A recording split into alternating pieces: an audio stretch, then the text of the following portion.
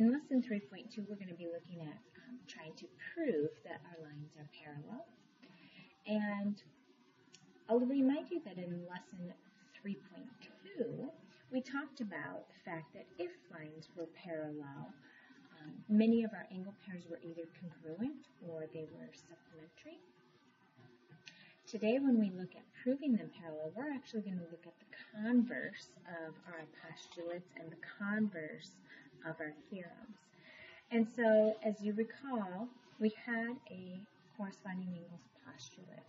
Well, the converse of that would be when we switch the hypothesis and conclusion. As I look at my diagram over here, I have line L and I have line M, but I don't know for sure that they are parallel because they are not marked. Well, the converse reads as so. If two lines and a transversal form corresponding angles that are congruent, then the two lines are parallel. And so as I look at my diagram, if we had marked that angle 1 and angle 2 were congruent, we would know then that line L and line M were parallel.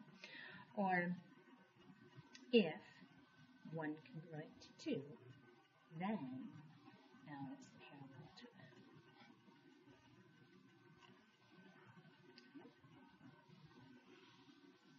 We can prove that theorem as we look down below. If I had my diagram and I was given that angle 1 was congruent to angle 2, I'm trying to prove that I have some parallel lines. I'm going to go ahead and mark my given, 1 congruent to 2. And as I look at that diagram, I do see, well, one thing I know for sure is that angle 2 is congruent to angle 3 by the vertical angles theorem.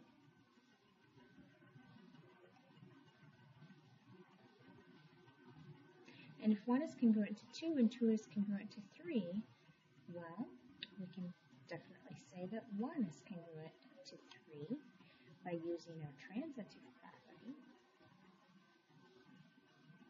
And finally, if 1 is congruent to 3, we have proven that angle L is parallel to angle M by using the converse of the corresponding angles. So I'm sorry, I think earlier I said we were proving that postulate. We weren't proving that postulate, but we were going to be using it in our proof. So we used it to prove our lines parallel.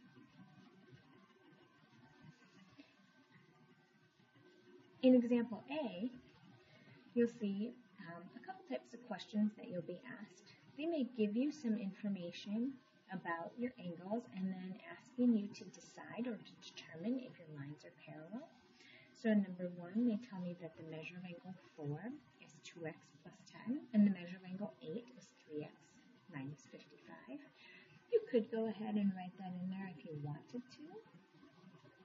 But more importantly, we're trying to decide, would they be parallel if x equals 65? Well, what do we know about angle 4 and angle 8? Yeah, they correspond. And so in order for our lines to be parallel, angle 4 should be congruent to angle 8. And so we just want to go ahead and substitute in our value of 65 to see if it is equal.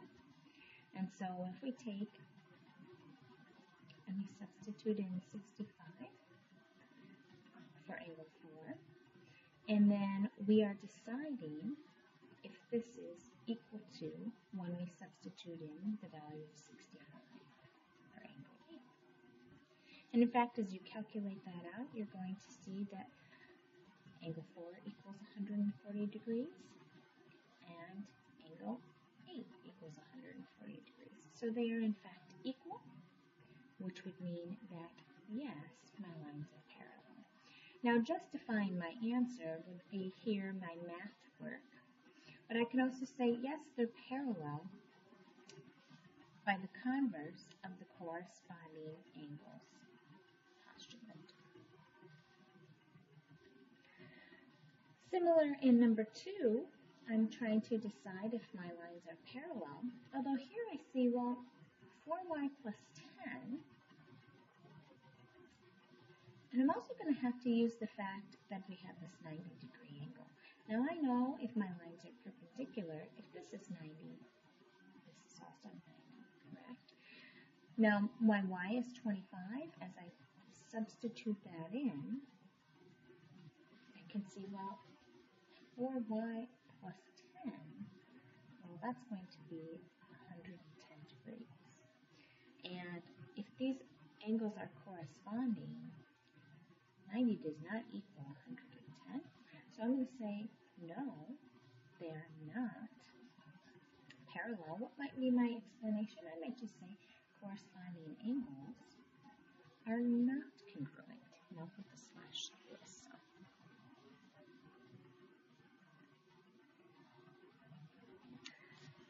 Okay. Well, on the back side, we're going to take a look at the converse of all of the theorems we talked about in lesson 2. So we had a theorem about alternate interior angles.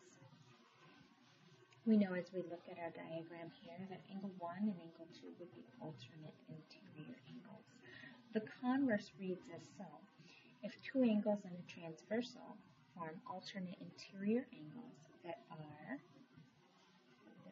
congruent, then we can say that the two lines are parallel.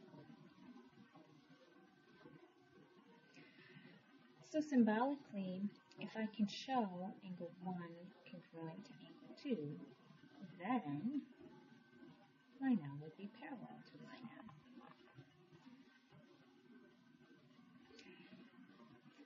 Same side interior angles. Well, it reads if two angles and a transversal form same side interior angles that are supplementary,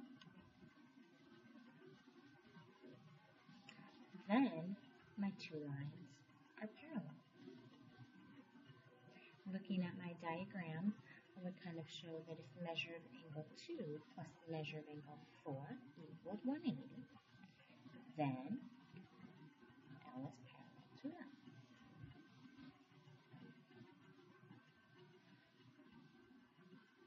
Alternate exterior angles. If two angles and a transversal form alternate exterior angles that are congruent, my two lines are parallel. So again, in this diagram, if angle 1 is congruent to angle 2, then line A would be parallel to line B. Same side exterior, the converse of it will read if two lines in a transversal form same side exterior angles that are supplementary, then my two lines are parallel. Same side exterior, well in this case we'd be talking about angle 1 and angle 3. If we showed the added to 180, we would be able to say that A is parallel to B. In example B, they're asking me to determine if I have any lines that I could prove parallel off of my given information. And I'm going to look at each one of these kind of a separate case. So in number 1, I'm given that angle 1 is congruent to angle 3. Angle 1 congruent to angle 3. Is that enough information to determine whether we have any parallel lines? And then I need to justify my answer. Well, I know that angle 1 and angle 3 correspond. And so, yeah, they would in fact prove to me that line J is parallel to line K. How would I justify that? Well, it's actually the converse angles theorem. That's how I would explain my reasoning. Now, when I go to look at question number 2, I'm not taking into account what we've determined in question number 1. So we're kind of starting over, starting from scratch. In this case, they're asking me, can you determine any lines parallel if you know that angle 2 is congruent to angle 5? Well, yeah, angle 2 and angle 5 to me, they look like an alternate interior angle pair. Again, you have to decide, okay, does that prove my line is JK parallel or LM parallel? In this case, L is my transversal, and so again, I'm actually proving J parallel to K by the converse of the alternate interior angles theorem.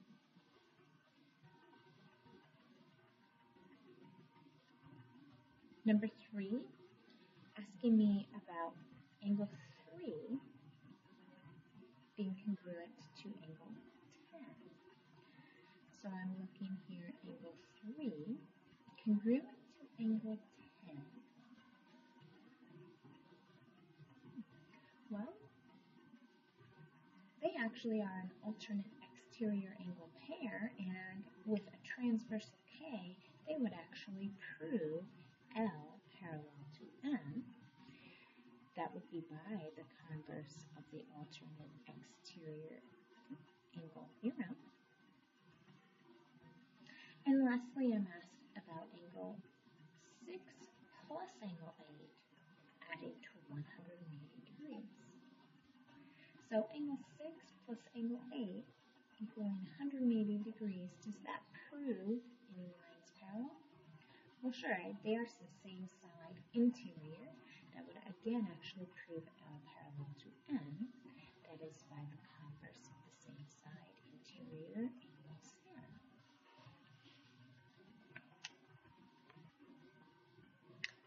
Many of your questions will be like example C, where they have given you a diagram and they're simply asking you to find a value for x so that your lines would be in fact parallel. And as I look at the diagram below, one thing we want to decide is what kind of angle pair they are. So I'm looking here at this angle and this angle, and I can see, well, they are alternate exterior angle pair. My alternate exterior angle pair says that if my lines are parallel, they should be congruent. And so we know that we can take 4x minus 23 and set it equal to the 2x plus 17. And we would go ahead and we would solve for x. And we would find out, well, x is 20 degrees. What does that mean? Well, if x is 20 degrees, when we substitute that back in, both of those angles would be congruent and our lines would be parallel. And sometimes it may ask you to do that. If you substitute them back in and you find your angle measures, we're going to see here that this is going to end up as 57 degrees. And plugging in over here, we also would get 57 degrees.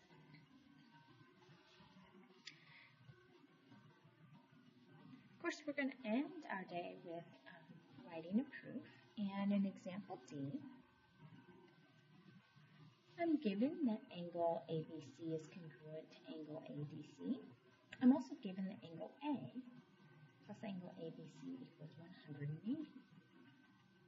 How can I prove that line segment AB is parallel to line segment CD? So before I jump in and work directly in my proof, I kind of like to get things set up. And we said, we know we start with our given. ABC is congruent to ADC. And I can also put this on the same line, that the measure of angle A plus the measure of angle ABC equals 180.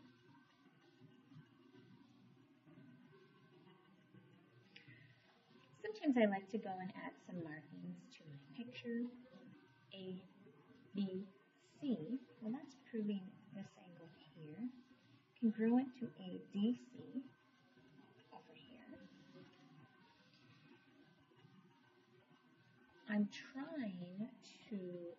prove that my line segment AB here is parallel. And sometimes, what's helpful is actually I like to extend my lines. It's just helpful for me. I'm a visual person. The other part of the information is that it said that angle A and angle ABC equal 180 degrees.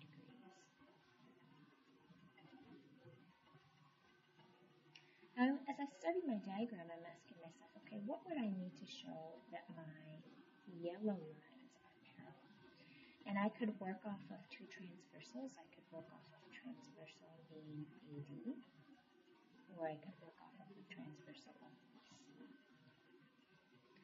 But because I know that A and B, or angle A and ABC, add to 180 degrees, and I've said that angle ABC is congruent to ADC, do you agree that we can go ahead and make a substitution by saying that the measure of angle A plus the measure of angle ADC would have to equal 180 degrees by making a substitution?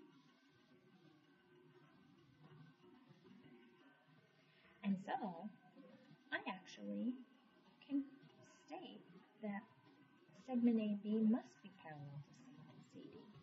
Why would that be the case? Well, if I said that these equal 180 degrees by substitution, they must be parallel by the converse of the same side interior angles. So short and sweet. Okay, if you have more questions on lesson 3.3, please come in and see me. You can also check out the resources from our textbook.